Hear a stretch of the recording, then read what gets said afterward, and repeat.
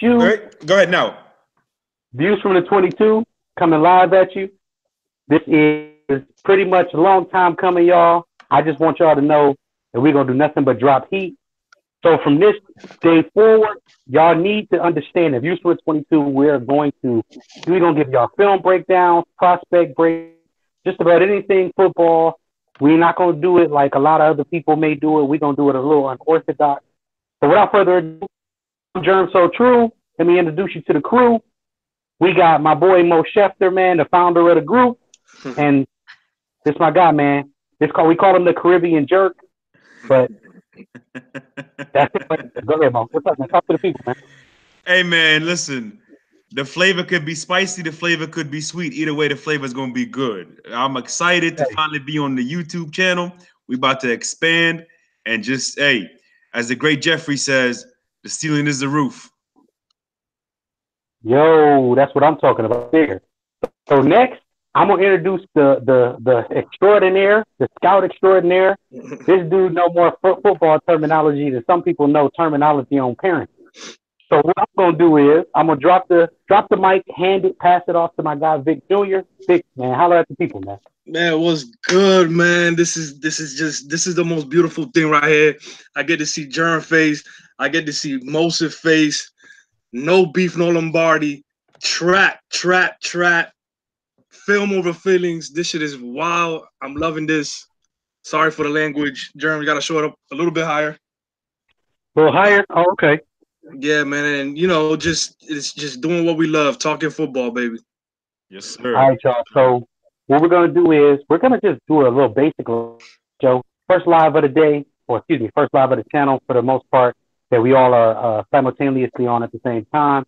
So what we're gonna do is we're gonna talk about the matchup. Let's talk in particular though, first fellas. Let's go ahead and run with this Carson Wentz situation. More news has come out this week. We've started and we've seen that the Eagles organization came out as a Flyers representative, a flyer for the actual hockey team. He said that he talked to Carson Wentz, somebody affiliated with the situation, and they basically were saying in so many words that the the Carson had a fracture in his actual back, and that the team knew about it. So the Mhm. team knew apparently, and some of the players knew, and it caused some internal confusion. But then the reports come out that says that they all council came together and talked about it, and that Carson kind of somewhat knew. So here's what I want to pose the question to the fellas, and we're going to ask: do you guys still think that, regardless whether the player said anything or not, do you guys feel that the still has to be protected by his coaching staff? Is the point. Mo, let's Well, start with you. I think. I mean, first of all, I'm obviously in no way am I a doctor or an athletic trainer. That is more Vic's area of expertise. But I don't know what the proper procedure would have been. From what I understood, that perhaps a CT scan is not going to show that there's a fracture until there's an actual crack, whereas an MRI would pick up on the fracture earlier than the CT scan.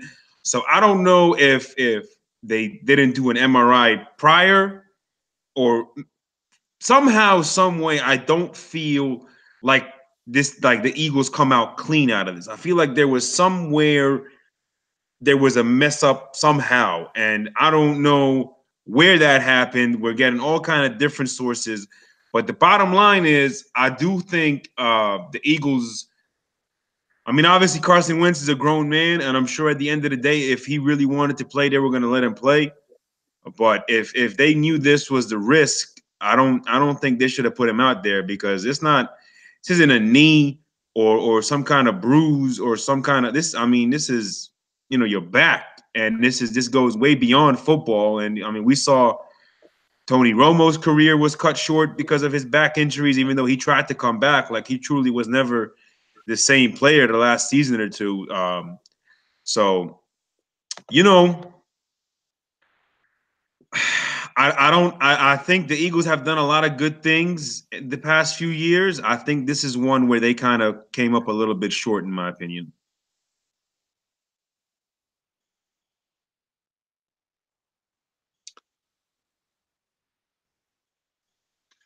Yeah, if you're ready. Oh, Germ. German's probably frozen, but nah, man. I'm not exactly a doctor either, fellas. But I'm in the exercise science field. Know a little bit about strength and conditioning. And it seems like Carson may have been rushed, to play this season. His knee may not have been 100%. Clearly, by his play and some things that you see on film, it just doesn't seem like he gets the same kind of push or kind of force from his back foot. So was he compensating? Was he overcompensating? Not trying to put too much pressure on that knee that was injured, where it started putting pressure on his back, where he might have been putting more impact to one side of his body, to one leg, that may have caused that fracture.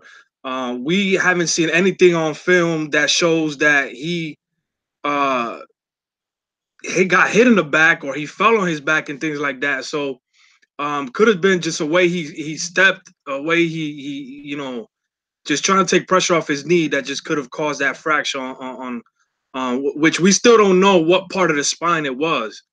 Was it the thoracic area? Was it the lumbar area? So we don't know what area it is. That's not confirmed. Will we ever get a report on it? Probably not. But it's clear that he wasn't 100% healthy, and he was probably overcompensating on his movements and things like that. So German is back. I don't know what happened. Shout out to the Wi-Fi for taking speak time, kicking back in, y'all. My bad. We back. I'm gonna let y'all finish up whatever y'all was saying. I'm sorry, I just had to jump back in, y'all. I'm sorry. Oh no, we finished it up. It's on you now, brother. Back to you. You're the quarterback. All right. On to another play. Absolutely. Just real quick, just to highlight a few little minor things that I want to highlight from this. Bigger picture for me is I just think organization sometimes, I'm just speaking from the player perspective. Sometimes, of course, the player wants to play. And sometimes as the coaching staff, you have to just protect the player from himself. Protect the player to allow him to be able to still be able to play the game years down the line at a high level. We want to see Carson Wentz do some great things in the NFL. We obviously need players like Carson Wentz moving forward as we get some of the all-time great quarterbacks getting ready to, be able to hang them up in the next couple of years. So shout out to the organization. More than anything, man, shout out to the player, man. I want to see the organization continue to sustain success and the player continue to be able to grow so he can sustain success as well as a quarterback. Next thing, y'all, we're just going to highlight a couple of things about the game, in particular, the two games we got going on tomorrow night. We're going to start with the actual Jets versus the Texans. In this particular game, we have a hot team in the Texans. I don't care if they lost to Indianapolis last week because I still think that game could have went either way. I mean, had Jadeveon Clowney not jumped off sides, we could be talking about them potentially tying the game and it's going into overtime. First things first, y'all. Let's dive into this matchup. Vic, I'm actually going to start with you this time. How do you feel about the Jets in this particular matchup, considering that their problem is scoring and the Texans don't give up a lot of points? It should be a game in which the Texans dominate. They're staying fairly healthy defensively. The pass rush has been good. The running game, the run defense has been great. So I mean, they shouldn't have an issue with the Jets, man. The Jets are struggling with consistency. They're struggling with injuries. So I mean, it should be a field day for Houston. There's no excuses for this game. They need to stay on pace with the top two teams in the conference, man. So this should be an easy win for them. Absolutely. So, Mo, I'm gonna pose a different question to you. What area do you feel that this Houston Texans defense could potentially be attacked with the personnel that the Jets have? I honestly don't. I think this is such a bad matchup for the Texans. I mean, for the Jets. I mean, their offensive line has underperformed. Their perimeters have underperformed. They lost Isaiah Crowell. for the season. Sam Darnold is leading the league in interceptions, which is not a big deal because he's a rookie. But obviously, for the purposes of this matchup, it is a big deal. I think this is a bad matchup for the Jets offense. And to be honest with you, it could get ugly. I can agree with you on those type of on those things. I asked that question because some people may think that the Jets running game should be able to move the ball a little bit and help shorten some of the downs and distance. I think the running game overall with Powell, there's no Crowell anymore. See, I'm glad you highlighted that, Mo, because Crowell just went on the IR as of, I think, like midday today or so. Yeah, right. So, I mean, hey, now that he's on the IR, that gives, I mean, Crowell does give you a little bit of a power running game. Powell and McGuire, who McGuire was a part of last year's draft class, they kind of just give you more of scat back, third down back type of roles with situational rushers. So I want to see moving forward, in particular in this matchup, I want to see the Texans establish the run, use the play action pass, and I want to see Deshaun Watson just continue to sustain success, keeping the ball out of the defense's hands, because that is really, really important because he still is a fairly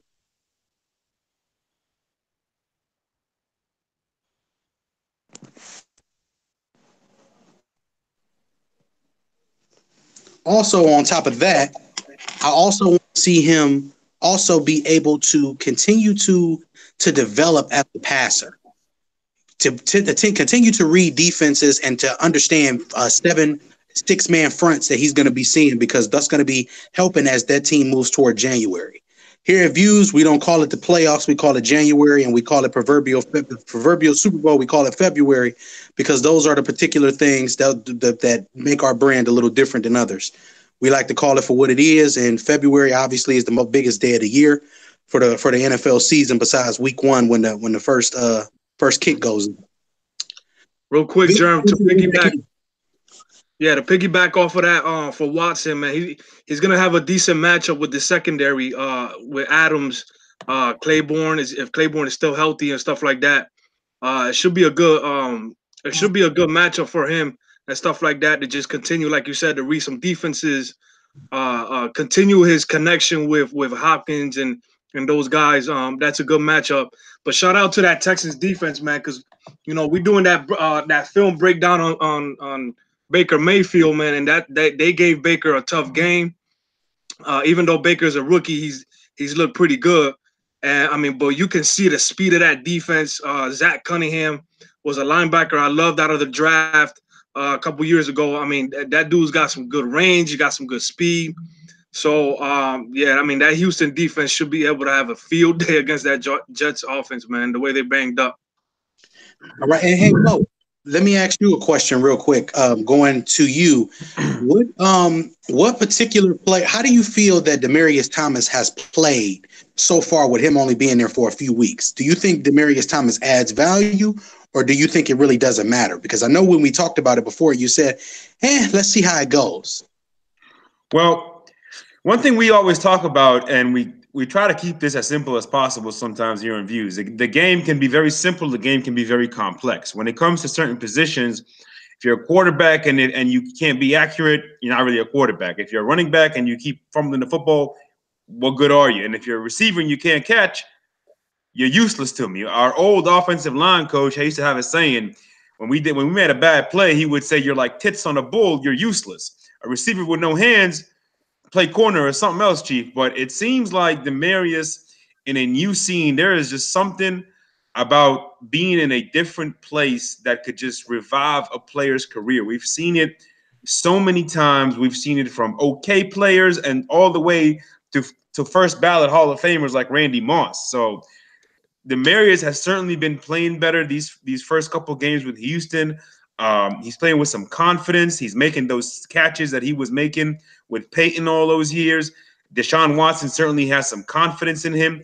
And obviously, anytime you can have two players with the stature and catch radius like DeAndre Hopkins and Demaryius Thomas, for any quarterback, but especially for a young quarterback, that means the world to him. And you could see it because Watson is just continuously getting better. And certainly this offense has a unique dynamic of explosiveness because it's no longer DeAndre Hopkins or bust. It's no longer DeAndre Hopkins or go route to Will Fuller.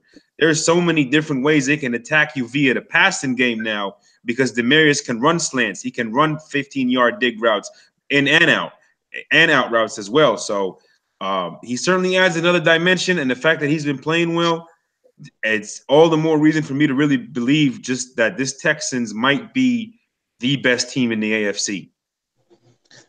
Okay. So let's get a score prediction for the game. Mo, I'm going to stay with you first, Chief. Let's get a score prediction for the game, and then we're going to move on to the next because I'm going to move on to Vic, and I'm going to give mine. We're going to move on to the next game, fellas. I got you, brother. I think,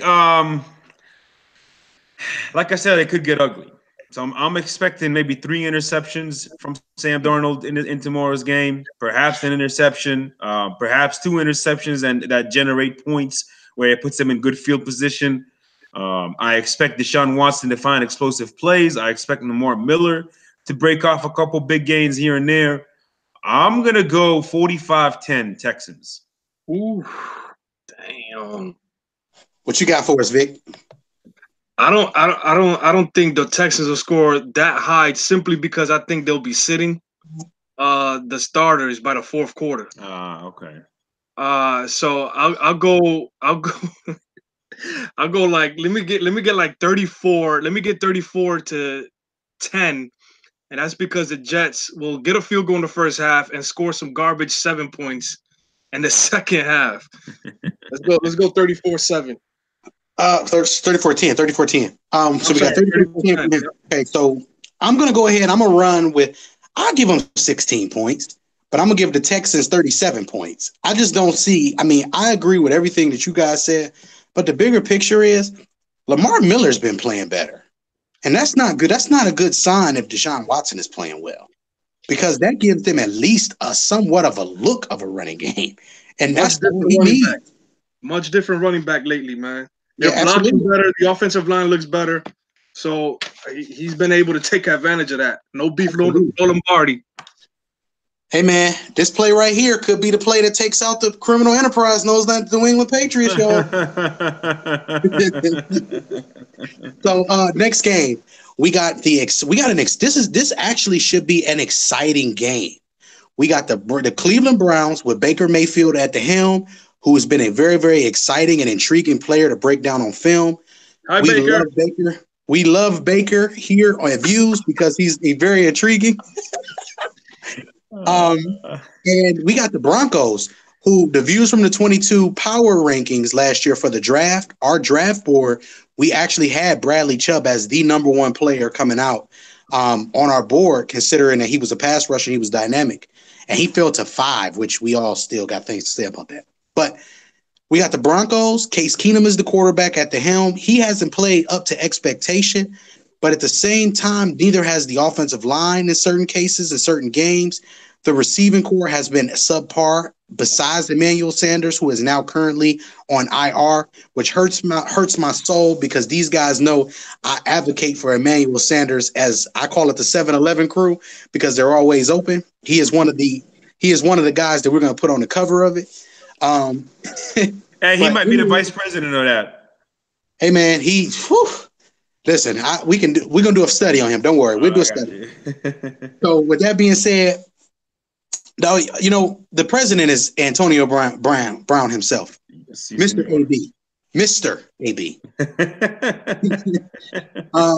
I want to go to Mo first. Hey, Mo, what do you feel is the big key matchup in this game for the Browns offensively against the Broncos defense?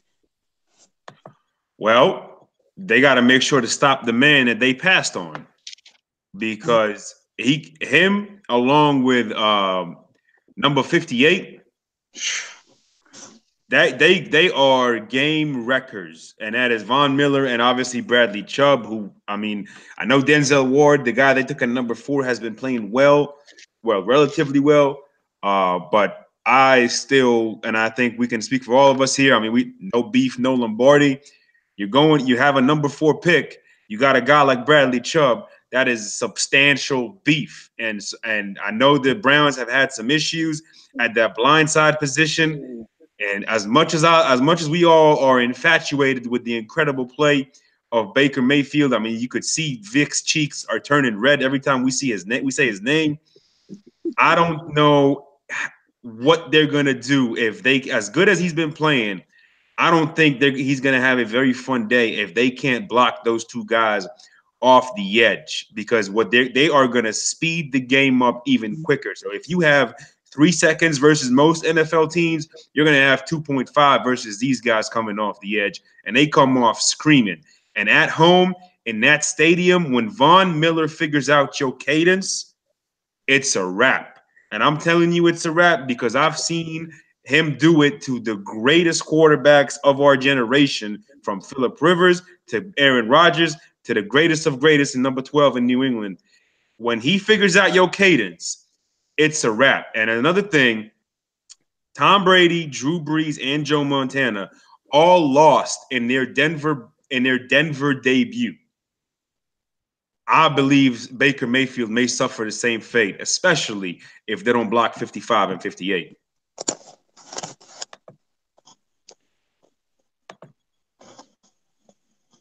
All right, Vic. Well, I mean, Mo covered it pretty well there. First and foremost, I'll talk about the Broncos defense, man. I mean, Bradley Chubb.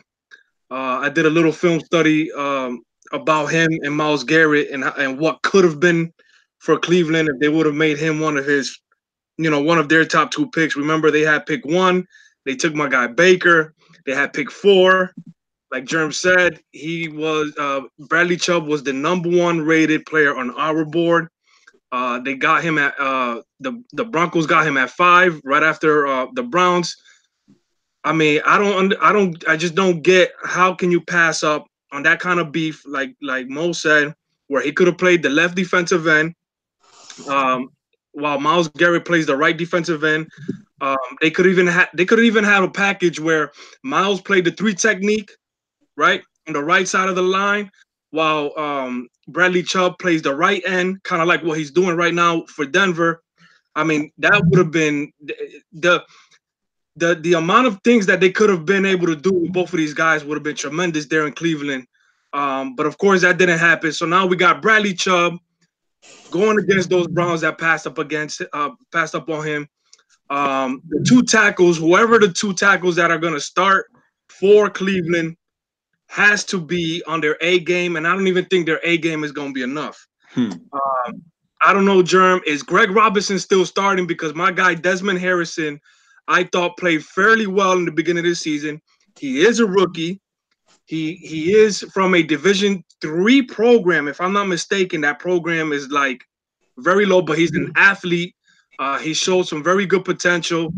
But he is a rookie. So I don't know who's starting at the left tackle there, but Bradley Chubb should have a field day with that guy. And again, Von Miller against Chris Hubbard, who has been played fairly well himself. But again, that's Von Miller, man. That's elite right there. So yes, Greg Robinson currently is the actual starter for the Cleveland Browns. At the left tackle, he's been there since Hugh got fired. Actually, when Hugh got fired, they actually changed that position in particular. So, I mean, that's interesting to see. I mean, that's something for us to probably study and stuff like that. Like I said, we are studying the Baker Mayfield film that we should be dropping very soon. He is getting some protection.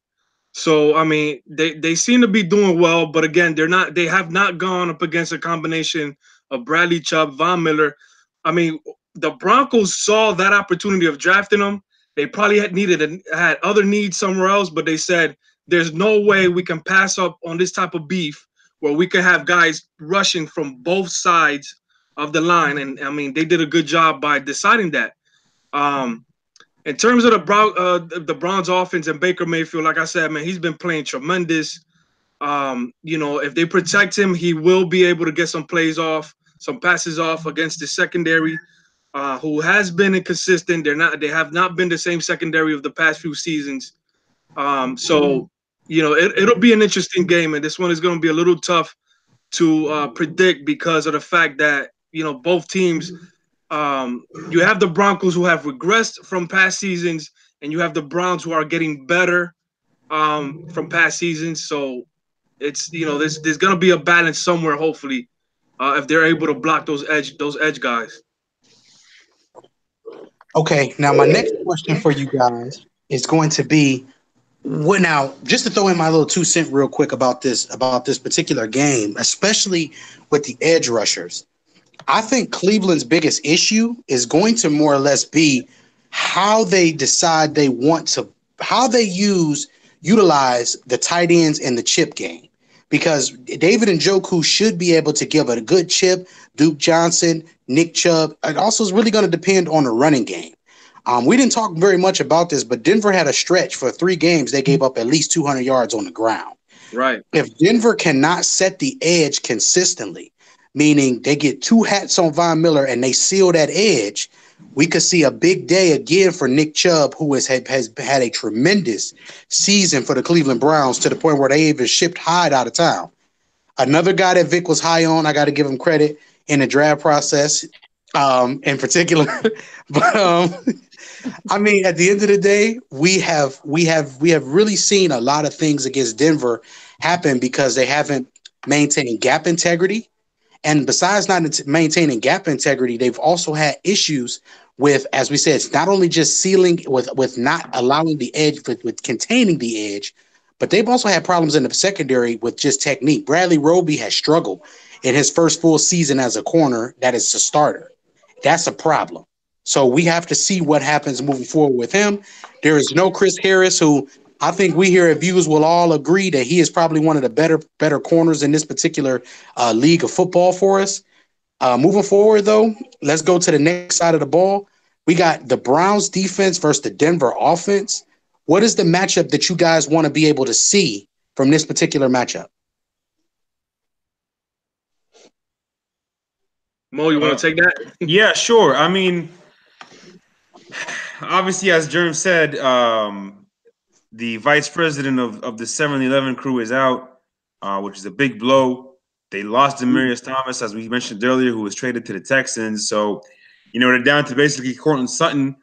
And I think in order for the Broncos, what they need to do is run right at Cleveland over and over and over and over again. You got 2 rookie running backs who are fairly good. Obviously, Philip Lindsay has been a gem in the draft. He was undrafted. So, yeah, I mean, I think their best shot is to just keep running the ball, and then you got to take your shots with Courtland Sutton. Use his size, use his abilities. He's a raw talent, but he is capable of making plays. And I like I said, run the ball. I mean, they just got to run the ball because their defense should be able to make some plays and keep them in this ball game at the least. Right. Vic, you got anything you want to add, Vic? I mean, I don't know who's playing left tackle for Denver these days. Is it the kid that they drafted a couple years ago? Garrett Bowles. Garrett Bowles, yeah. I mean, I guess the matchup between him and Garrett, if Garrett is able to get some pressure, that's just gonna make a worse day for that Denver offense. Like Mo said, man, they're gonna have to pound that defense away. That's basically the Browns. One of their biggest weaknesses is stopping the run as well. So we're gonna see a game where it's gonna be a lot of running the football, especially with the Browns having to neutralize those pass rushers, and also for Denver, since that's been their strongest suit anyway. They try to neutralize Myles Garrett by running the football. So. Not really much to really look forward to. Nothing exciting, man. Just I want to see if Baker could continue his streak, man, of playing well. Absolutely. So I'm gonna throw this in there as well. Cleveland's issue is Cleveland traded their nose tackle Danny Shelton to New England this year for a 3rd-round pick. Last year, Cleveland had a top 7 defense against the rush. They were top 10, against the rush. I believe they were 7, but I know for sure they were top 10. The bigger picture of what see what I'm saying? So they traded the nose tackle who plays the 1 tech. For those who don't know, the 1 tech normally lines up right in the gap there between the actual center and the guard. And it's normally, we can say normally on the left side of the formation, which would be the right on the side of where the right tackle is. Right. That particular. Go ahead. Yeah, I mean, for the most part, his job is to take on two blockers. You know what I mean? Try to take on the center of the guard. Try to occupy that space so that the linebackers can flow to the ball and stuff like that.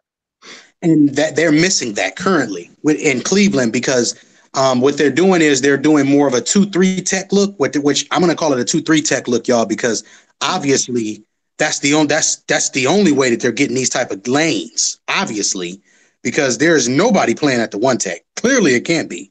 But they have Ogunjobi, who we like that player coming out of college.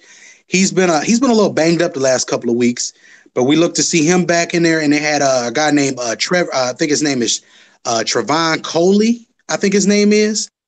His number's, I think, number 93 or something like that. But him and that particular player, those guys in particular are the guys that they have playing at the defensive tackle position. And those guys have been struggling to fill in the shoes of Danny Shelton. And that's been the biggest issue for Cleveland, has been to maintain the A gap in this situation. A gap runs, B gap runs, they've been pretty much getting gashed on those type of runs. And occasionally teams are, once you get to inside the A gap, sometimes the safety, Jabril Peppers, came off last year for us. I think he was rated more as a stronger safety type of a prospect. Him in particular, he takes bad angles to the ball. So he takes those bad angles to the ball, it opens up other things, and it's just a big mess. So Cleveland's rush defense, they're still a young team. Jamie Collins has got better since some guys have went. I just look forward to that matchup in the interior, because the linebackers and the front seven of the Cleveland Browns is really going to be important in this game. So bigger picture, who do you think is the most important player in this game on offense for Denver and on defense for Denver? And who is the most important for Cleveland on offense and Cleveland on defense?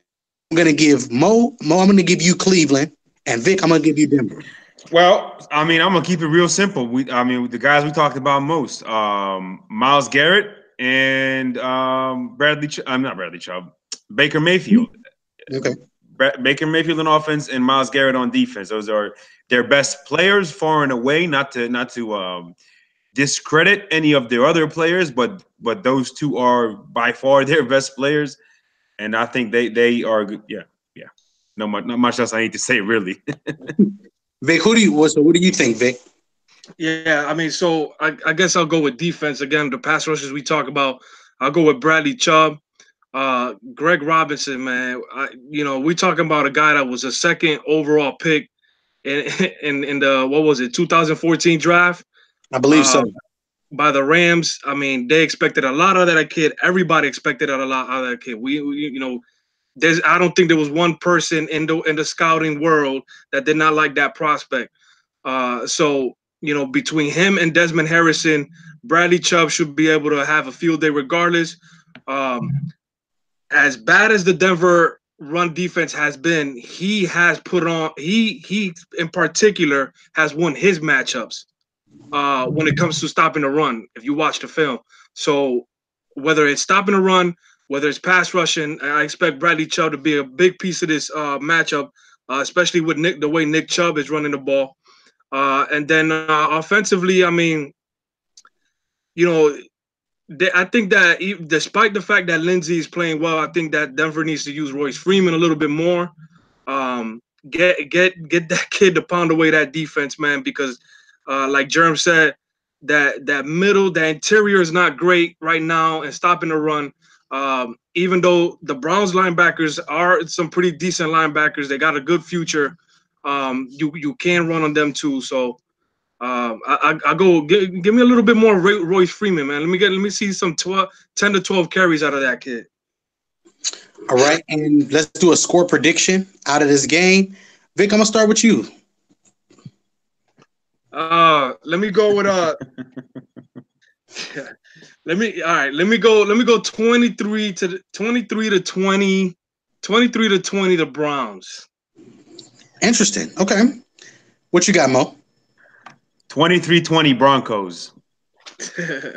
Man, I feel like it's gonna be a game that's gonna be like that. Since y'all put those two scores out there, I'm gonna do something similar, but I'm gonna say 21-24.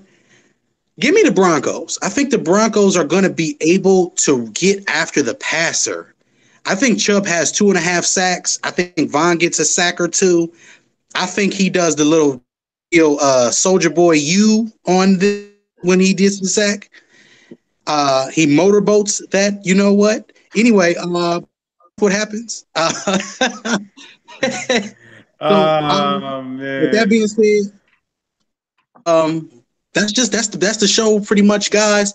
We got some Baker film coming up. We got a lot of other stuff that we're going to be doing on the channel. This is just the first show. Moving forward, guys, we also want you guys to check out the website, viewsfromthe.com. We got these shirts, these hoodies. We also have another variation of this particular.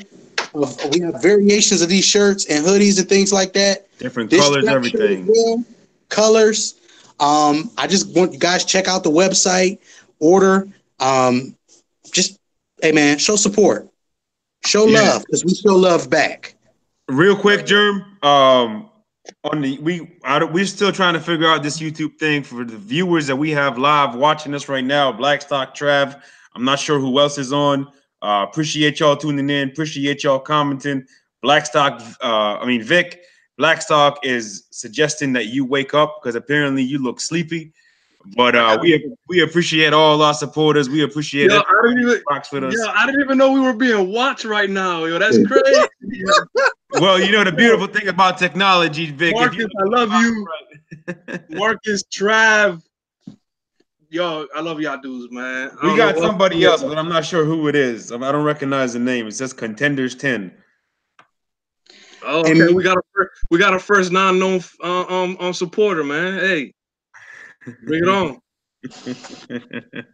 Yep. So with that being said, y'all, support the YouTube channel. Of course, man, hit the like button, hit it twice so you can get the notifications anytime any one of our goofy asses go live.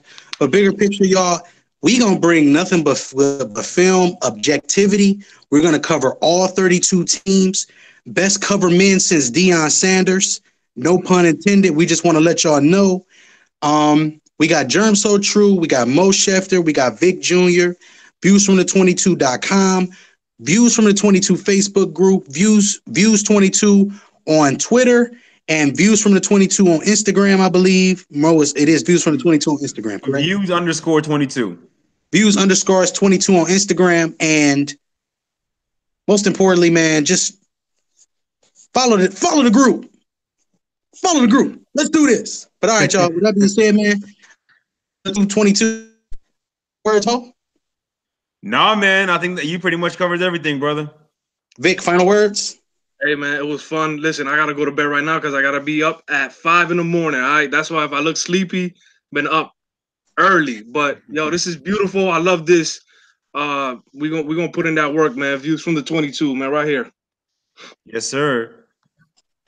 All right. Now, with that being said, the way we normally end our shows here at Views is we end it with a 2-2.